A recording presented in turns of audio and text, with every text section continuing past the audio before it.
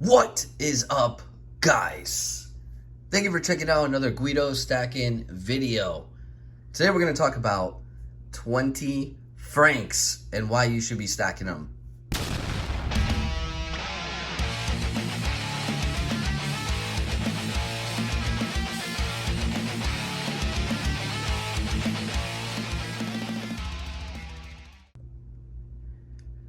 The next time they do eBay bucks on eBay, I will be doing another guide. It's something that I get emailed about probably at least once a month to do another eBay guide. The way it is now, they've stopped doing eBay bucks as often as they used to, and they also don't give as much of a bonus as they used to. So they used to go all the way up to about 15% cash back in eBay bucks. Now, pretty much for the last year, the maximum that I've seen is about 5%. That being said, you can still get these gold coins, these 20 francs, for close to melt, if not under melt, if you play your cards right. And I'm going to save that for another video. But these 20 francs have to be one of the most underrated coins you can possibly be stacking when it comes to gold. By far, the popularity is through the roof, the demand is through the roof, and when people come into the shop with these coins, you can expect to get about 95% of melt. Now, if you come in with a lot of them, you probably will get a better price. Condition-wise, as long as they're not bent, hold, or X jewelry, you can expect to get 95% of melt. Now, what that means is if you're buying these close to melt or under melt, you're already ahead of the game if gold goes up, because you are already right there, right where the LCSs will buy this stuff. Now, I've always said it in my videos, the best way to liquidate anything, silver, gold, whatever it is privately, because you can get pretty close to the premiums of whatever the market is doing. When you go to an LCS, you can almost bet that you are going to lose a portion of the premium on anything you buy, which is kind of why I have sort of lateraled, if that's the word I'm looking for, more into gold than I have been over the last 10 years of stacking. I've seen myself stacking a lot more gold of late, mostly because of these coins here, the 20 francs, and anything in that world coins category where you can get it close to melt or under melt. This gold strategy that I've been doing right here has been going on ever since eBay bucks came. Now that was a complete game changer, the eBay bucks. They give you cash back, and on top of that, you can actually buy with a credit card and get another 3%, up to 3%, depending on your credit card. So that's something I'll cover in the new eBay bucks guide, buying on eBay guide, whatever we're going to call it. But this strategy has got me kind of lateraling more into gold than silver. I've actually liquidated 100 ounces of silver in order to consolidate it into a 100 ounce bar, because it is so cumbersome. And the veteran stackers will know what I'm talking about. It takes up so much room. I've gone through 2 different safes, upgrading them to bigger ones because it just takes up so much room.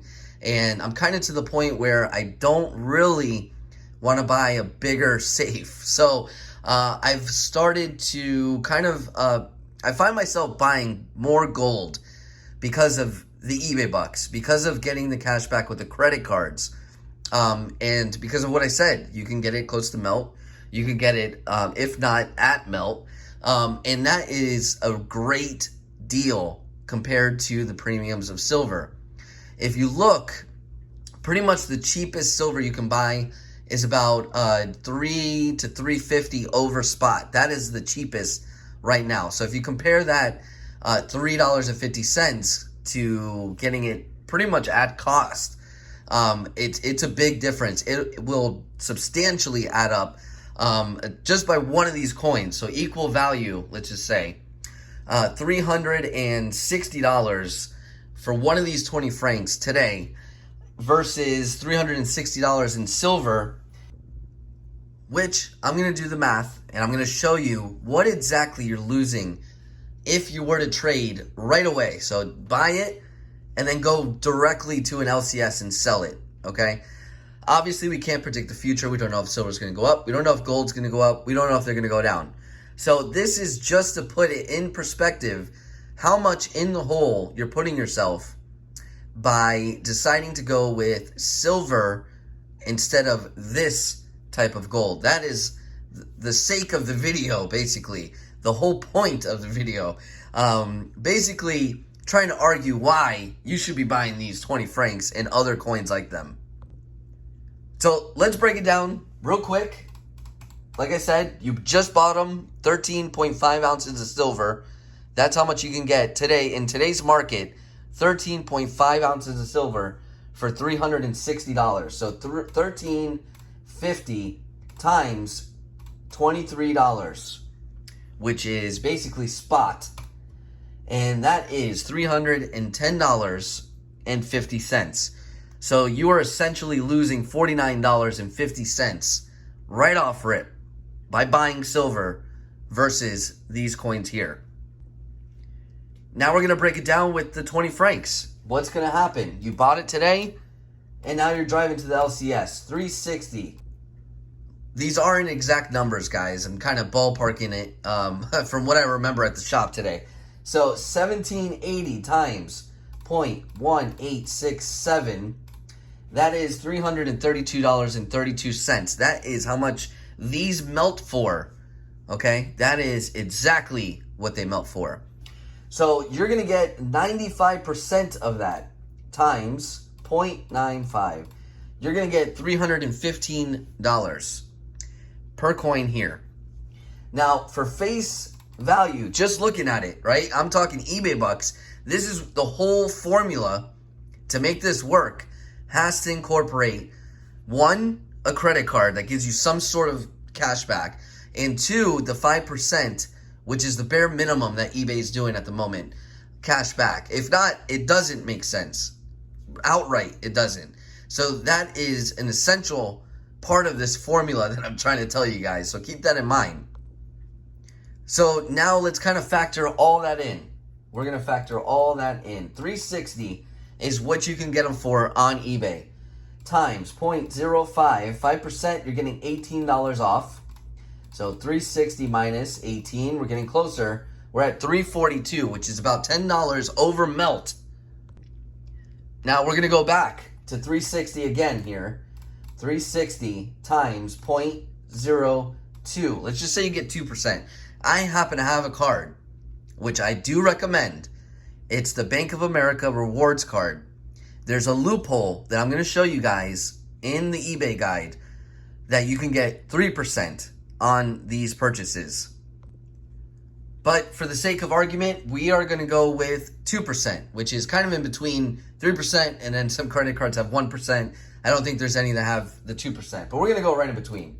That's another $7.20. So 18 minus 360 minus 18 minus 7. We are now $2 over melt at $335. That's $2. Actually, it's a little bit less than $2 over melt. So you're getting really close. Times 0.95. 90% of that is what you're going to get. And that is $318.25 minus $332. You're losing $13.75 per coin if you were to buy today and go to an LCS the same day. That is the argument. So you have a $13 spread, which is nothing, guys. When it comes to metal and gold, $13 is absolutely nothing. Gold is low right now. If it goes to 1900, you're way ahead of the game.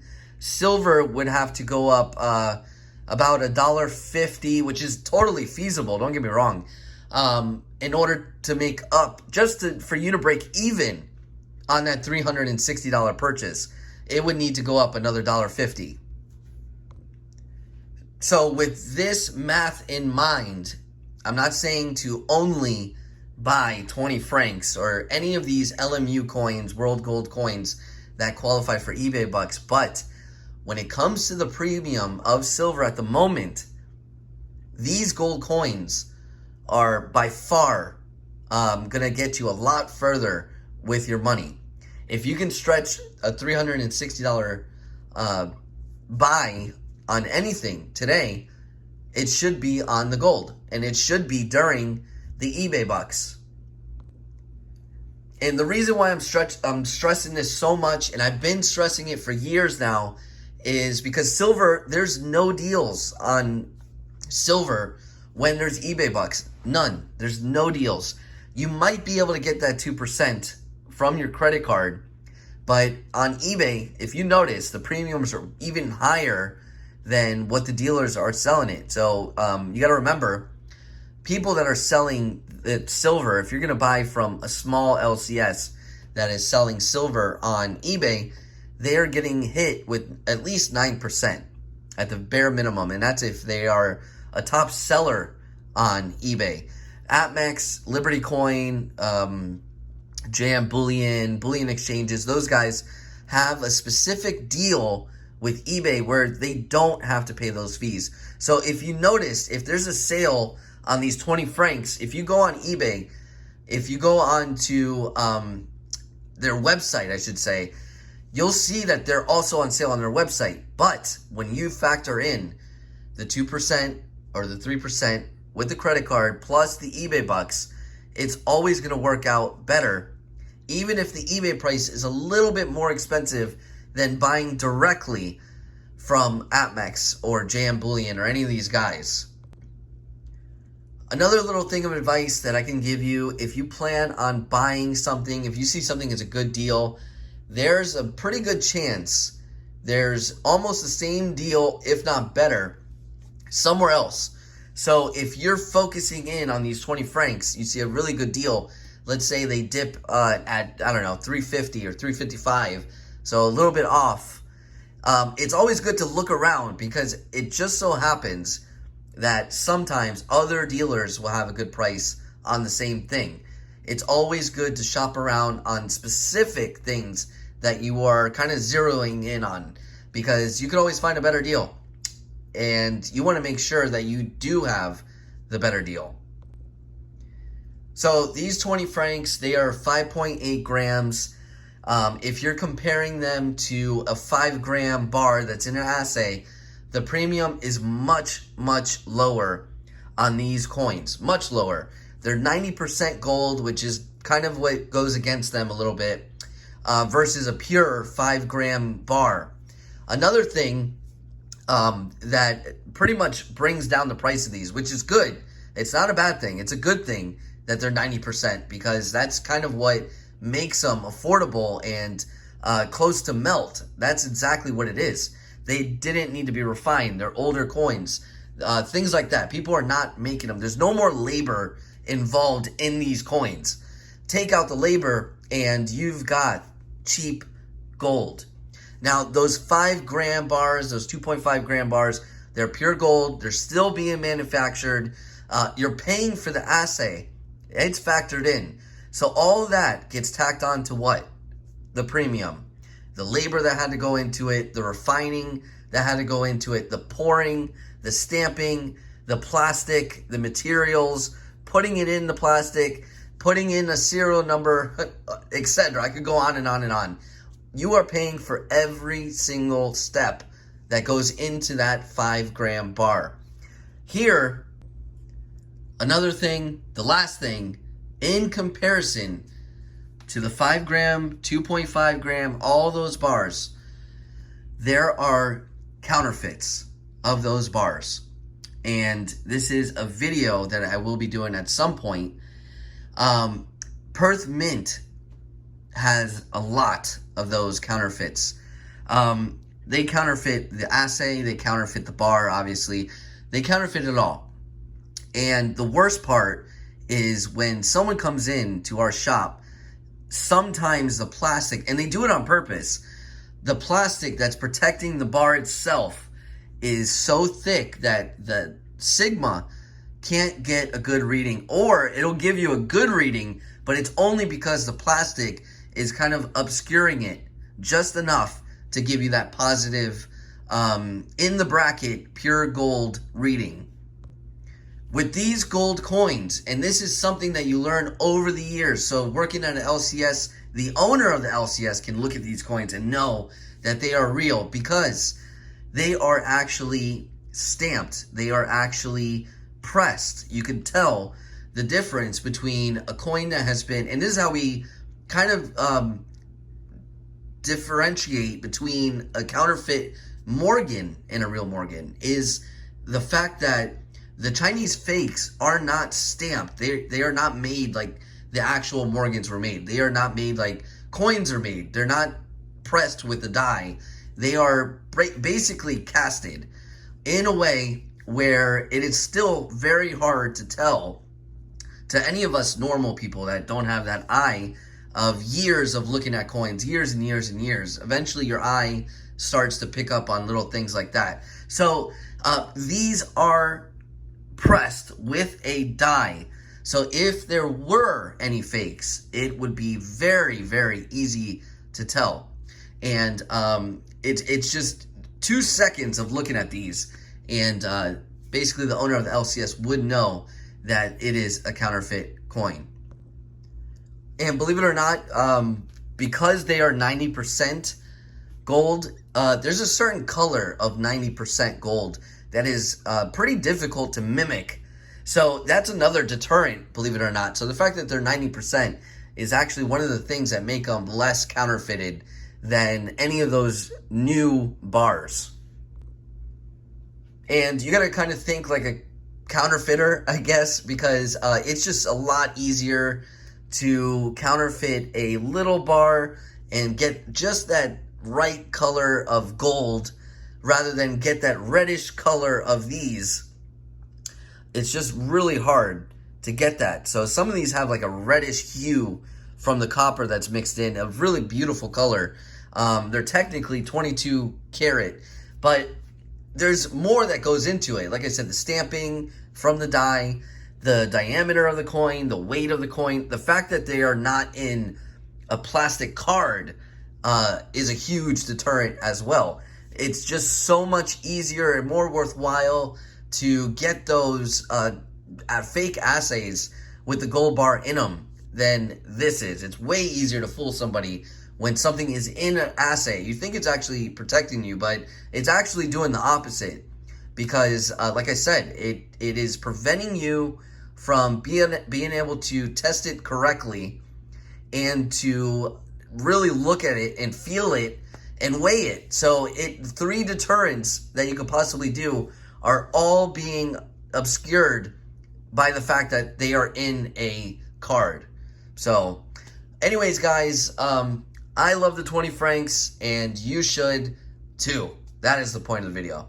Anyways, I hope I helped you guys out. Make sure you like the video and subscribe for more videos on all things metal. I'll talk to you guys later.